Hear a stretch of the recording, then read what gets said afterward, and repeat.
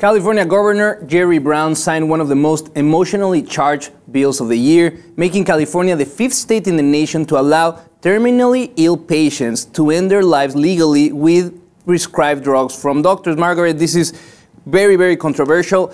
Jerry Brown, himself a lifelong Catholic and former Jesuit seminarian, actually came in with words of support to the bill, saying that he didn't know exactly what he will do if he was in that case, but he wanted to grant the option to those who were terminally ill and didn't want to suffer through the end of their life and wanted to take the decision to end their life legally without having to end their home. Now, let's make it very clear, the patients need to be completely mentally sane. They need to be able to take the medications on their own, and there need to be 2 different doctors that approve the prescription. So many of the opposition say this is a fast track for suicide for many people that might be depressed. We reported the case here that Belgium actually granted a 24-year-old girl the legal permit to die out of depression, and it was very controversial because many people say they're very young, but this is for specifically terminally ill patients that want to end their life legally in their homes. Jose, I totally hear you. I actually flew to Belgium to cover their pediatric euthanasia laws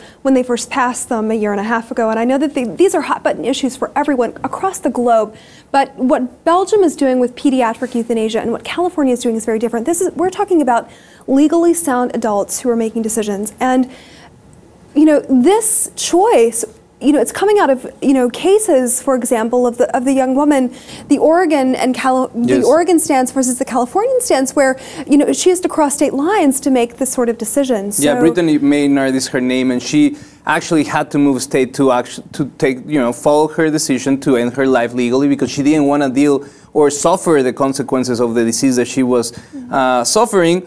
Now, it's very controversial because many say that we shouldn't be granting people the decision to die because this is a natural occurrence. Others say that we have to be respectful of the decision of a sane person that is sound of mind and that do not want to experience the decay and the suffering that comes with a long-term chronic illness. Right. And I think it's very sensible to give the choice to people to decide over their own fate. Those who are sound, and that opens a whole kind of war in itself. Who is going to regulate? Who is going to say, who's going to qualify these patients to the law? So I think that many things are going to be hashed out in the future, but this law is signed, and we became, in California, the 5th state that grants the legal right to die to those terminally ill if prescribed by 2 different doctors and if they are able to take the pills on their own.